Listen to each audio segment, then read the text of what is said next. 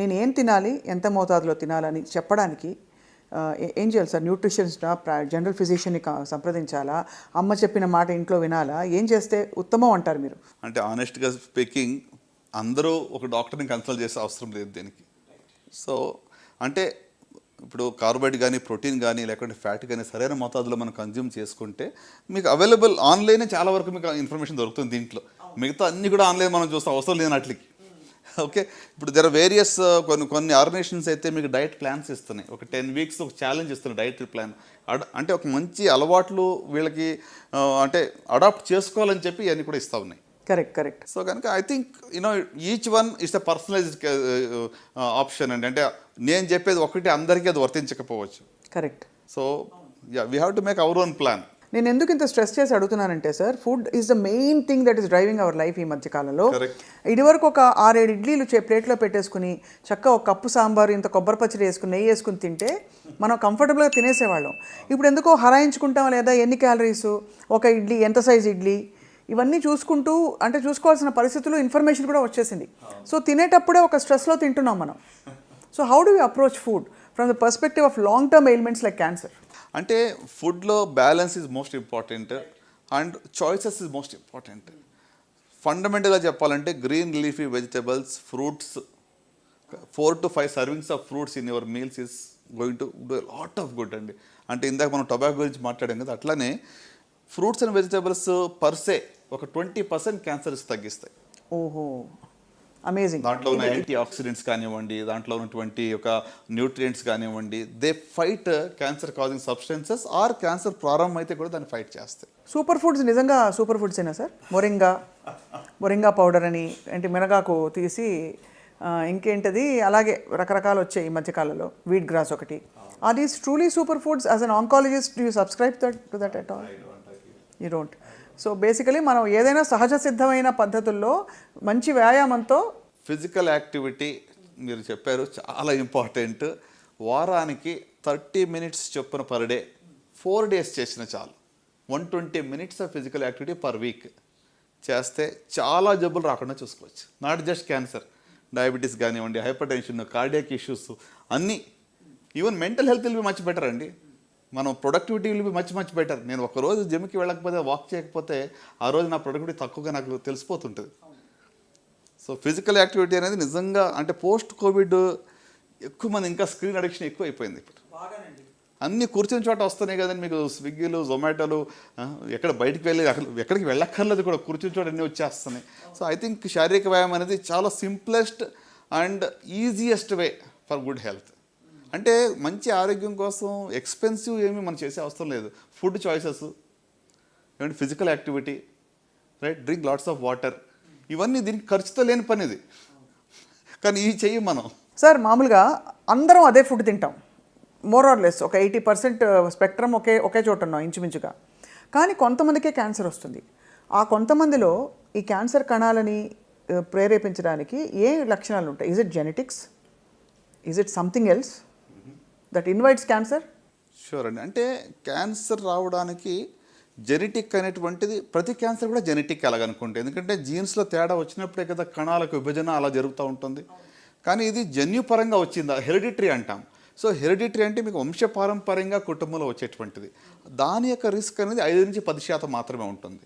So మిగతా 90 నుంచి 95% అనేటువంటిది మనకు నేచర్లో ఉన్నటువంటి మనం ఎక్స్పోజ్ అయినటువంటి కార్సినోజెన్స్ వల్ల మనకు వస్తూ ఉంటుంది. సో ఇప్పుడు మీరు అన్నారు ఏ ఫుడ్లో ఉన్న ఏ కార్సినోజన్ ఎప్పుడు ట్రిగ్గర్ చేస్తుంది, ఇట్ డిపెండ్స్. ఇప్పుడు కొంతమంది ఏమంటారు దగ్గరికి వచ్చి, మా ఫాదరు 40 ఏళ్ళుగా స్మోక్ చేశారండి, ఆయనకి ఏ లంగ్ క్యాన్సర్ ఏం రాలేదు, ఎందుకు మానేయాలి? అవును, కరెక్ట్. చాలా కామన్ జస్టిఫికేషన్ మన కామెంట్స్లో కూడా పెడతారు సార్ ఇలాంటివి. అవును, కొంతమందికి రాలేదు అన్నంత మాత్రాన మనము దీనివల్ల వస్తుందని దాన్ని డిస్ప్రూవ్ చేయట్లేదు. 90% of the lung cancers direct related to smoking prove చేసాం. 10%లో మాత్రమే నాన్ స్మోకర్స్ కూడా లంగ్ క్యాన్సర్ రావచ్చు. అవును, correct. Okay, at the same time స్మోకర్స్లో రాలేదు అంటే దట్ డజంట్ మీన్ దట్ ఇంకా స్మోక్ చేస్తే ఏం కాదనేది కాదు. మనం దాన్ని you can't prove the other way round. So ఎందుకు వస్తుంది అంటే వాళ్ళలో ఆల్రెడీ ఒక ప్రిడిస్పోజిషన్ ఉండాలి. Over a period of time ఈ కార్సినోజెన్స్ రెగ్యులర్గా ట్రిగ్గర్ చేస్తాయి, క్యాటలిస్ట్గా పనిచేస్తాయి. ఈ కణాల యొక్క జెనెటిక్ చేంజ్ అంటే ఇప్పుడు ట్యూమర్ సప్రెసర్ జీన్ అని ఉంటుంది. అంటే ఒక కణాల విభజన జరగకుండా ఉండేటువంటి ఒక జీన్ ఉంటుంది, దాన్ని ఆల్టర్ చేస్తాయి. ఆల్టర్ చేసినప్పుడు అది సప్రెసింగ్ బదులు కీప్ డివైడింగ్ అంటుంది. అంటే ట్రాఫిక్ సిగ్నల్స్ ఫెయిల్యూర్ అయినట్టు అనుకోండి. Instead of green it says red. Okay, 2 చోట్ల 3 చోట్ల సిగ్నల్స్ రెడ్ అయినాయి అనుకోండి, ట్రాఫిక్ అంతా వచ్చి జామ్ అయిపోతుంది ఒకే చోట. సో ఒక లంప్ ఫార్మ్ అవుతుంది. So it's a failure of signalling system. మన కణాల్లో ఉన్న సిగ్నల్స్ కణాల విభజన జరగాల వద్దా, ఆగు అనే దానికి బదులు వెళ్ళు అని చెప్తా ఉంది. So it keeps on dividing అని. సో అంటే ఇది it's triggered by various carcinogens, అంటే ఈ యొక్క క్యాన్సర్ కాజింగ్ సబ్స్టెన్సెస్ దానివల్ల జరుగుతూ ఉంటుంది. సార్ ఆటో ఇమ్యూన్ కండిషన్స్కి క్యాన్సర్కి ఏమైనా సంబంధం ఉందా? ఆటో ఇమ్యూన్ దాంట్లో కూడా కొంతవరకు ఇమ్యూనిటీ అనేటువంటిది మరి తక్కువగా ఉండటం వల్ల రిస్క్ ఆఫ్ క్యాన్సర్ అనేది పెరుగుతుంది ఆటో ఇమ్యూన్ కండిషన్స్ ఉన్నవాళ్ళు. Right. And my final question with foods and cancer sir, మన చేతుల్లో లేనివి కొన్ని ఉంటాయి. పెస్టిసైడ్స్ బాగా వాడేయడం, టాక్సిన్స్, మనకి ఈ మధ్య కాలంలో కొన్ని దేశాల్లో మసాలాల్లో కూడా ఎన్నో కార్సినోజన్స్ బయటపడ్డాయని చెప్పి బ్యాన్ చేస్తారు. ఇప్పుడు ఇవన్నీ సర్వసాధారణంగా అమ్మ చేతి ఇంటి వంటే కదా, దీనిలో కూడా ప్రాబ్లం ఉంటే ఇక ఎక్కడ పోవాలని తలపట్టుకుంటున్నారు. సో ఏం చేయాలి సార్, ఎంత సీరియస్గా తీసుకోవాలి ఇవి? ఒకటండి, మన చేతిలో ఉన్నది మనం చేయగలం. Prevent the preventable. ఇక ప్రతిదాన్ని కూడా కొలత వేసి రోజు క్యాన్సర్ వస్తుందని భయంతోనే మనం జీవించాల్సిన అవసరం అస్సలేం లేదు. I think we have to live our life in a joyful way. So కనుక నేనేమంటానంటే consumption of lots of fruits and vegetables, balanced diet, physical activity, consumption of more water, okay, ఇవి ఫండమెంటల్గా మనం తీసుకున్నట్లయితే మరి ఎంత మోతాదులో తీసుకోవాలని క్వశ్చన్ వస్తుంది. See somebody said like this, there is nothing like poison, it all depends on dose. అంటే ఏది కూడా పాయిజన్ అని మనం చెప్పలేము, డోస్ బట్టి ఉంటుంది. For example mercury in a small dose can be poison. So కాబట్టి కొన్ని విషయాల్లో ఎంత అనేటువంటిది డోస్ మీద మనం అన్లిమిటెడ్గా రెడ్ మీట్ కన్జంప్షన్ చేస్తున్నాం, అన్లిమిటెడ్గా you are taking fatty diet, you're taking more calories, becoming obese, more risk. So కనుక ఆ బ్యాలెన్స్ అనేది we have to define and we have to adapt అని అంటాను. సో ఈ ఇథైలిన్ ఆక్సైడ్ తర్వాత ఇలాంటివన్నీ కూడా పెద్దగా అంటే చూడండి, ఇప్పుడు ఇథిలిన్ ఆక్సైడ్ గురించి మీరు అడిగారు, కరెక్టే. సో దీనివల్ల ఏంటంటే ఒక 50 times లేకపోతే 100 times ఎక్కువ మోతాదులో అది ఉంది than the permissible whatever limits అని చెప్తూ ఉన్నారు. సో డెఫినెట్గా ethylene oxide is a carcinogen, there is no doubt.